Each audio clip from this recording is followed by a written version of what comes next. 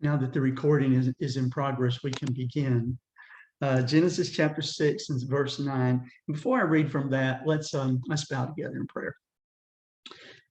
Holy Father in heaven, God, you are so wonderful. You're so good to us. Father, you're so amazing, Lord, so powerful. Father, when we look at the world that you've created, Lord, it is just an amazing thing, an amazing place that you've allowed us to live in. Father, even with all the trials and the sorrow and suffering that come with this world, Lord, as the song said this morning, that there's a reason for it. And that is a reason for us to make us to long for the real world that you have available for us. And Lord, I pray we'll never, ever forget that there's a real world waiting for us that you have made available to us. Father, thank you so much for letting us meet together today. Father, I'm grateful for the ability for us to come in from all over the place, from all over the island, to come in all the way from Alaska. Father, just thank you for that. And thank you, Lord, that we can have this time. Lord, I pray you will bless us now as we study. I pray your spirit would guide me. Father, I pray your spirit would guide our hearts, soften up our hearts, and let us hear today the message that you have for us. Father, I pray that every time we open up your word and we read from it, that we would realize that you have a message there for us, something you're wanting us to know, something that is said, that was done, that will just draw us closer to you, make us more like your son, Jesus. And God, I pray we'll always approach your word with that heart. Please bless us now. Again, Father, please bless me. I pray this in Jesus' precious name. Amen. Starting in verse 9 in Genesis chapter 6. This is the account of Noah and his family. Noah was a righteous man, blameless among the people of his time, and he walked faithfully with God. Noah had 3 sons, Shem, Ham, and Japheth. Now the earth was corrupt in God's sight and was full of violence. God saw how corrupt the earth had become, for all the people on earth had corrupted their ways. So God said to Noah, I am going to put an end to all the people, for the earth is filled with violence because of them. I am surely going to destroy both them and the earth. So make for yourself an ark of cypress wood. Make rooms in it and coat it with pitch inside and out. This is how you are to build it.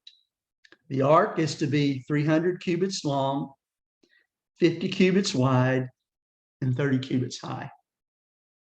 Make a roof for it, leaving below the roof an opening 1 cubit high all around. Put a door in the side of the ark and make lower, middle, and upper decks. I'm going to bring floodwaters on the earth to destroy all life under the heavens.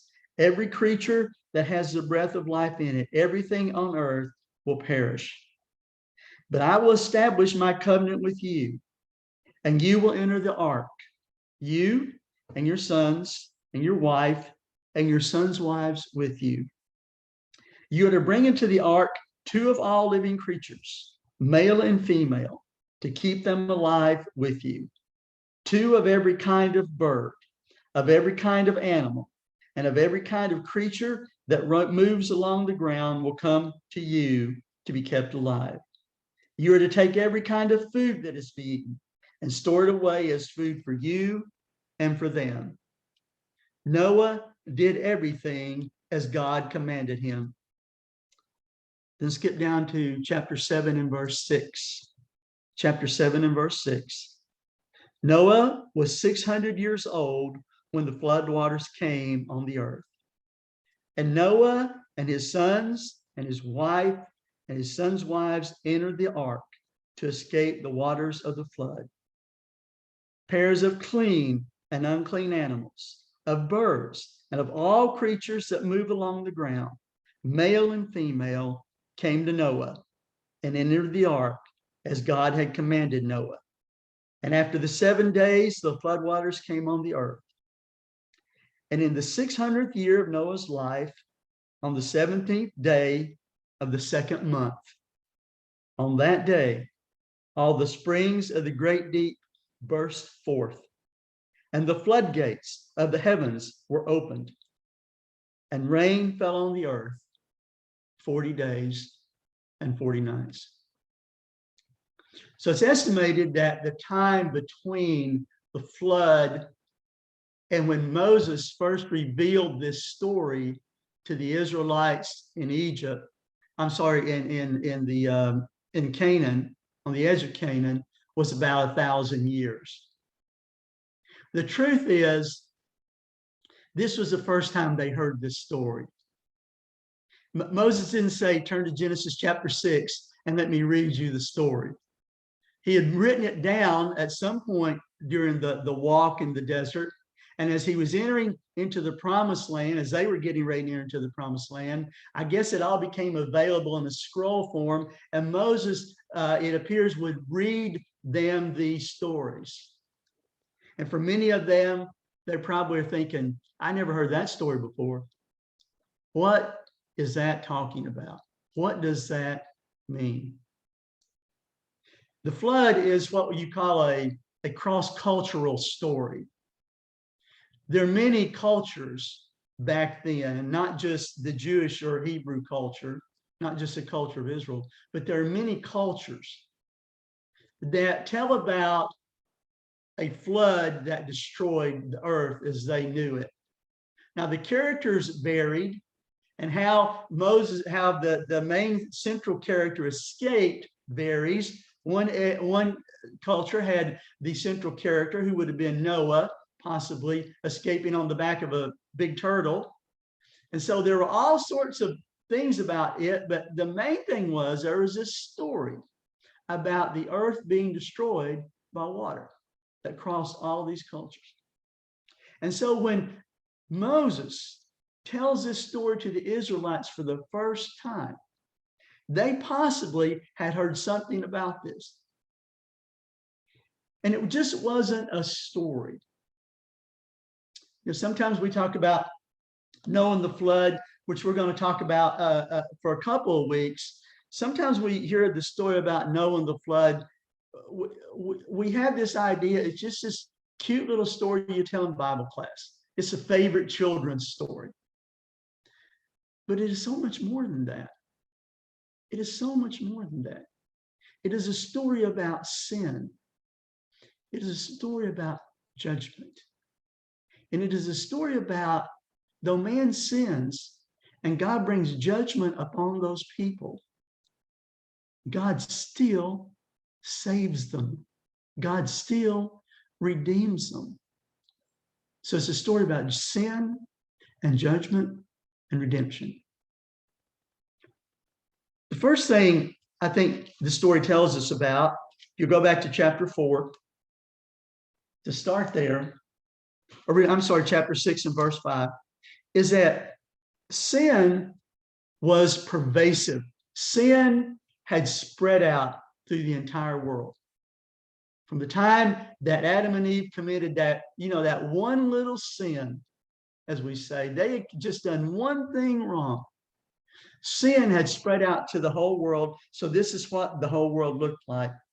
Verse 5, it said, the Lord saw how great the wickedness of the human race had become, and that every inclination of the human heart was evil all the time.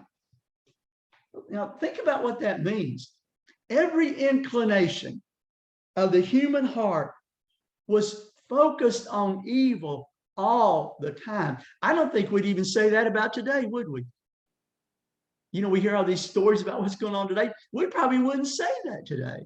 But back then, it had gotten so bad so fast that every time they had an inclination, it was an inclination towards evil. Inclination means, it comes from a Hebrew word meaning potter, one who creates.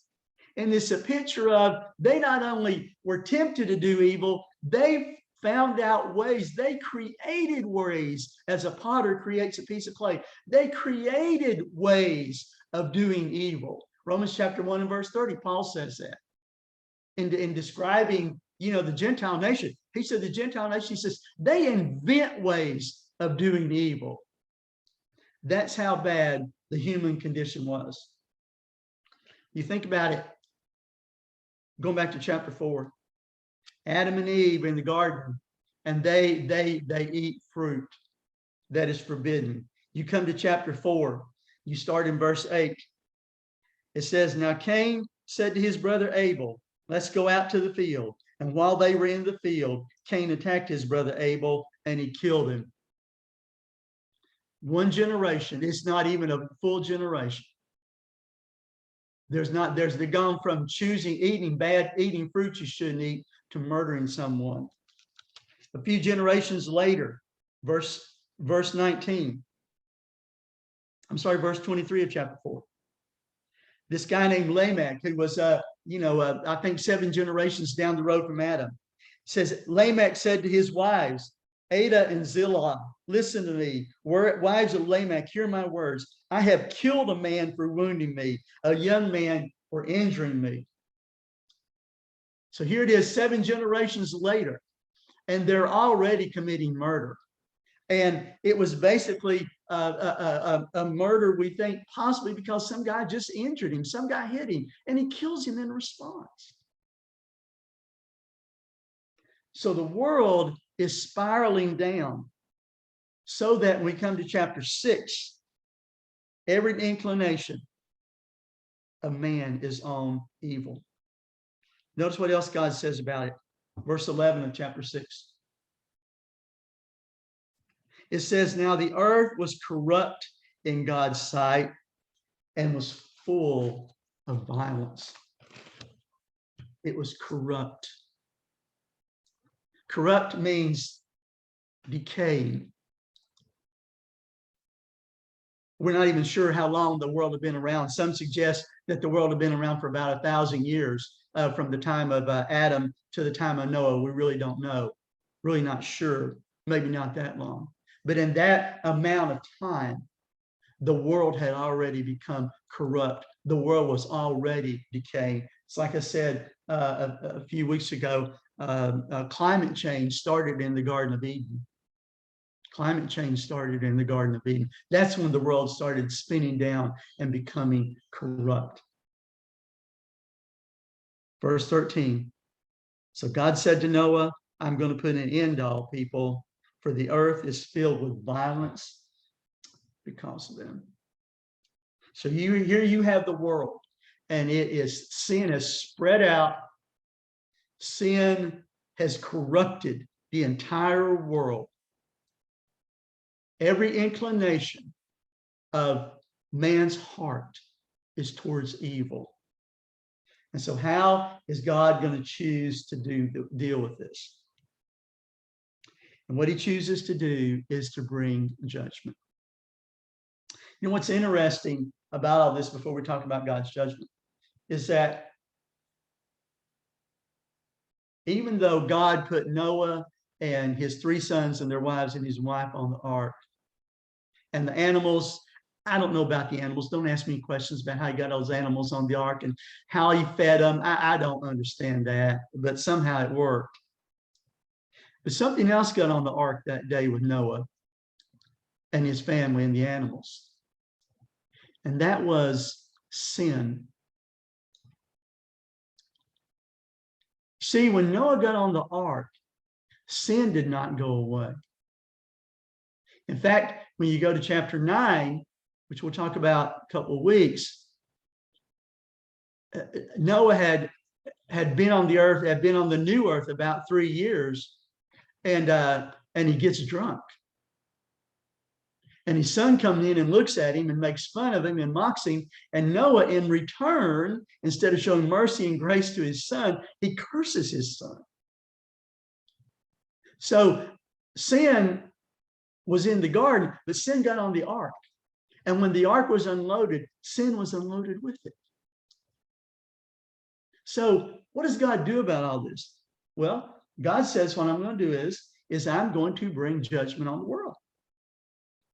He says in verse 13, God said to Noah, I'm going to put an end to all the world, for the earth is filled with violence because of them. I'm surely going to destroy both them and the earth. You know, our society, I think this is fairly accurate. Our society is a society that really does not like the word judge or judgment. How many times have we started a conversation with someone and we want to help them out? You know, we want to help them do something that's right when they've been doing something wrong. And our first words out of our mouth are, now, I don't want to judge you. Anybody ever do that? We do that all the time. If we talk to someone and we actually say it, how many times is the immediate response back, don't judge me. Don't judge me. Because see, we don't like that idea of judgment. Some of us take it further and we say, now you can't judge me, but only God will judge me. But the truth is, I think we really don't like the idea of God judging us much either. We don't like that idea because we don't like the idea of judgment. But yet judgment against sin is integral to God's very nature. Because of who God is, he cannot allow sin to pass without judgment being brought against it. When you go to the New Testament, hold your place over in Genesis. I want you to go to Matthew chapter 25. Look at 2 verses in the New Testament. It's really interesting that with Jesus and also, Matthew 24, starting in verse 36, Matthew 24, 36, with Jesus and Peter and also the writer of Hebrews, we won't read the writer of Hebrews, but I do want to read from Jesus and Peter. They both use the story of the flood and God's judgment on the flood as the model, as a paradigm, as it were, of how God's going to deal with us, about the quality of judgment. Matthew 24, starting in verse 36, Jesus is talking, and this is in the context of judgment coming from God, Jesus returning, judging the world. He says, but about that day or hour, no one knows, not even the angels in heaven, nor the Son, but only the Father. So all people who think, oh, I know when Jesus is coming back, you know something Jesus doesn't know. Congratulations. Verse 37, as it was in the days of Noah, so will it be at the coming of the Son of Man. For in the days before the flood, people were eating and drinking, marrying and giving in marriage, up to the day Noah entered the ark. And they knew nothing about what would happen until the flood came and took them all away. That is how it will be at the coming of the Son of Man. When Jesus comes, he's going to come back for salvation. He's also coming back, though, for judgment. 2 Peter chapter 2. 2 Peter chapter 2 and verse 5.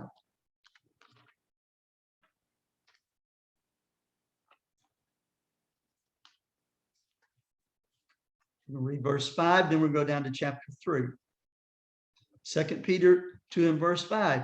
Peter, again in the context of talking about false teachers and God's bringing judgment upon them, wrote, if he did not spare the ancient world when he brought the flood on its ungodly people, but protected Noah, a preacher of righteousness, and 7 others.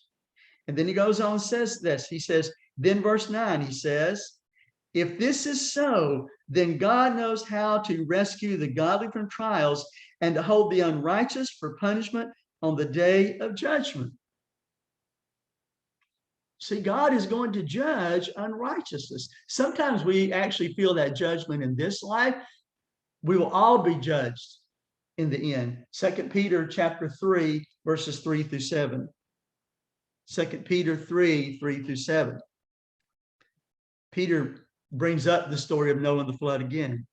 He says, above all, you must understand that in the last days, scoffers will come, scoffing and following their own evil desires. They will say, where is this coming he promised?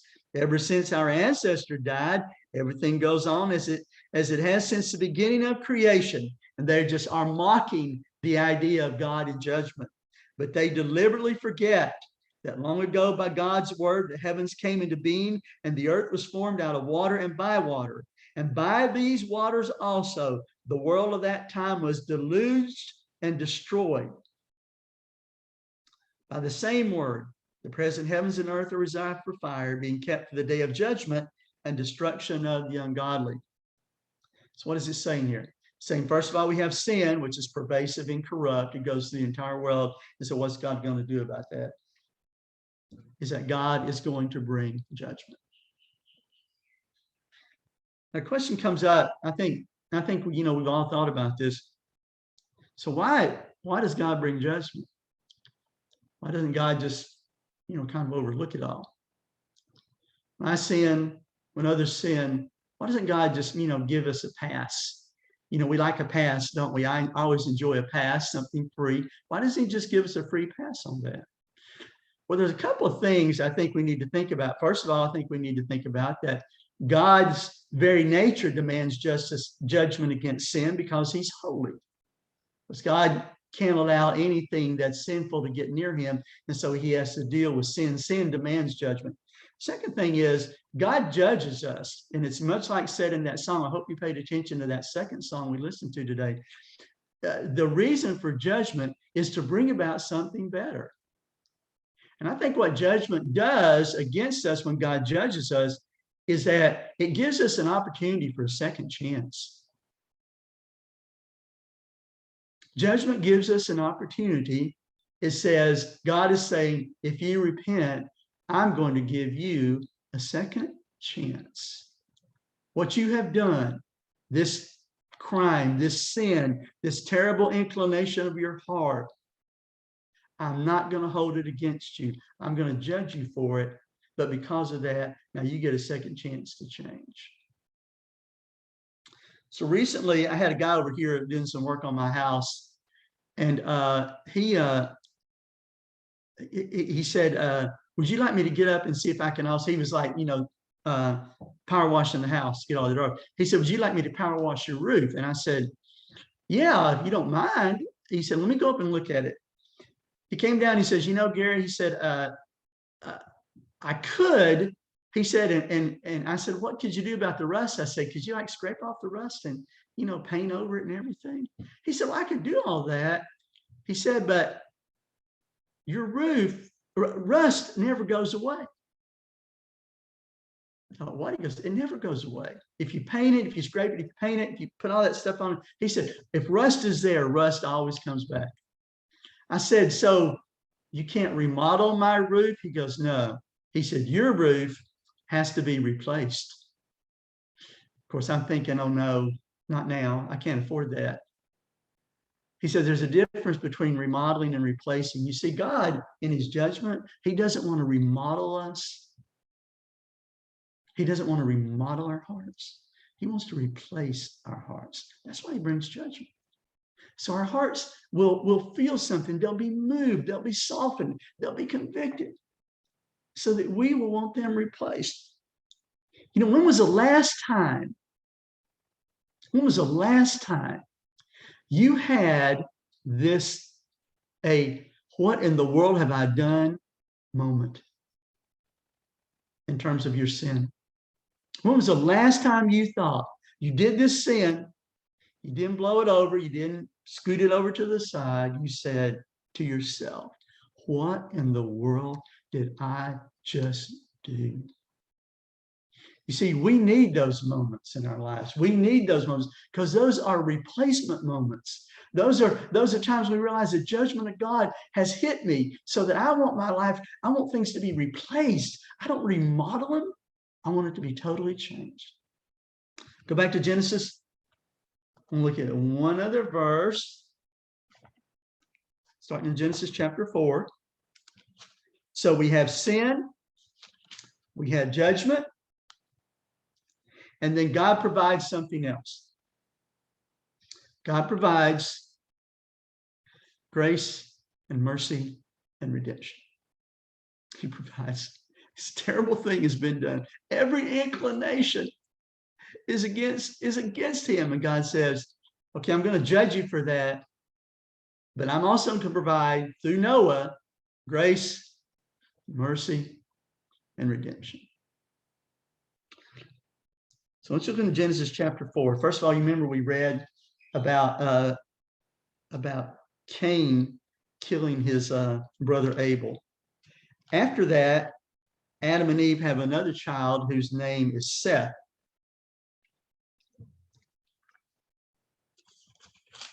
And in chapter 5, starting in verse 21, one of Seth's descendants is who Alicia read about this morning. It says, when Enoch had lived 65 years old, he became the father of Methuselah. And after he became the father of Methuselah, Enoch walked faithfully with God 300 years and had other sons and daughters. Although Enoch lived 100, total of 365 years, he walked faithfully with God. Then he was no more because God took him away. So here in the middle of all this mess going on, God raises up a man whose name is Enoch. And Enoch is so faithful that God simply takes him away, takes him to live with him. You remember Lamech, the guy who boasted about killing this young man. Lamech is Noah's father. And in chapter 5 and verse 28, it says, when Lamech had lived 182 years, he had a son. He named him Noah and said, he will comfort us in the labor and painful toil of our hands caused by the ground the Lord has cursed. And so he names his boy Comforter. So what are you talking about here? That anytime there is sin and there is judgment, God always provides hope. He always provides someone or something to bring hope to the world. Whether it's Enoch, who we read and we marvel at him just being taken away because he's faithful, or we have Lamech killing a guy, then naming his son Noah because he wants his son Noah to be a comforter to the world. And in a way, Noah was a comforter to the world because the world was saved through him. So I read this the other day, and I want to read it to you because I was just, it's one of those things you read about in the Bible, but you never kind of make the connection. It says that in the Bible, there is a recurring pattern of sin and grace. Throughout the Bible, all the stories and the stories we've read, the stories we're going to read in the future, there's this recurring pattern of sin, judgment, and grace. First of all, there is a divine promise. God told Adam, if you don't eat of the fruit of the tree of good and evil, you basically, you can live here forever. There's this promise. Then there's disobedience, and Adam and Eve eat of the fruit, and of course they suffer for it. Then there's God's judgment, which we just mentioned. And then after judgment, there's a promise of redemption. So even though there's sin and there's judgment, and those stories are told throughout the Bible, at the end of those stories, there's always the promise of redemption for those very people who have sinned or for their heirs. Deuteronomy chapter 4. Deuteronomy chapter 4. Deuteronomy chapter 4, starting in verse 25. Moses says this very thing to the children of Israel. They're getting ready to go into the promised land. He's not going with them. And he tells them what their future is going to be like. And listen to what he says, starting Deuteronomy chapter 4, verse 25. He's after you've had children and grandchildren and have lived in the land a long time. If you then become, there's that word again, corrupt, and make any kind of idol, doing evil in the eyes of the Lord, your God, and arousing his anger, judgment. I call the heavens and the earth are witnesses against you this day, that you will quickly perish from the land that you're crossing the Jordan to possess. You will not live there long, but you will certainly be destroyed.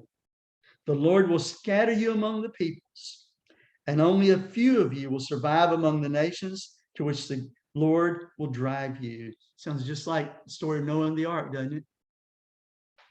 There you will worship man-made gods of wood and stone, which cannot hear or eat, see or hear or eat or smell. But if from there, this terrible situation, you seek the Lord your God, you will find him. If you seek him with all your heart and all your soul.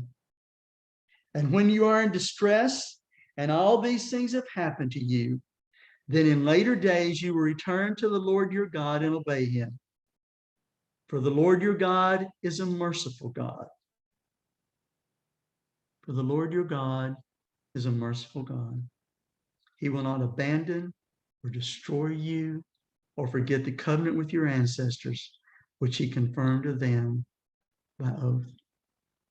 And so always, history of the world, there's been this pattern: sin, judgment, punishment. God shows his mercy to bring his people back. The story about Noah and the ark is not a story about God told Noah to build him an arky. It's not a story about bringing the animals 2 by 2. It's not just a story about blue skies and rainbows. The story of Noah is about if God can destroy and replace a broken world, he can destroy, bring judgment upon, and yet replace the broken us. By his grace and his mercy, he can restore us as well.